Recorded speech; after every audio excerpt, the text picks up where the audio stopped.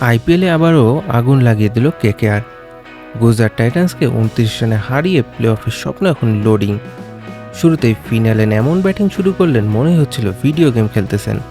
মাত্র 93 run, century miss করলেও গুজরাটের বোলারদের মানসিক শান্তি পুরোই মিস হয়ে গেছে।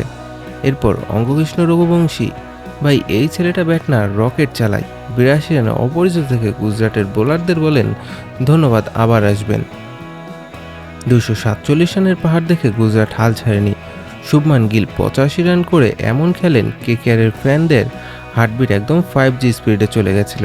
কিন্তু ভাই কেকেআর বিপদে পড়লে একটাই নাম সামনে আসে, সুনীল নারিন। যখনই ম্যাচ হাত থেকে বের হচ্ছিল তখনই গিলকে আউট করে পুরো ম্যাচ ঘুরিয়ে দিয়ে একদম সিনেমার ক্লাইম্যাক্সের মতো চমকে দিলেন সবাইকে। শেষে 29 রানের জয়ে কেকেআর এখনও প্লে অফের দৌড়ে টিকে আছে। আপনার মতে গিল আউট না হলে কি এই ম্যাচ ঘুরে যেত? কমেন্টে জানাতে ভুলবেন না।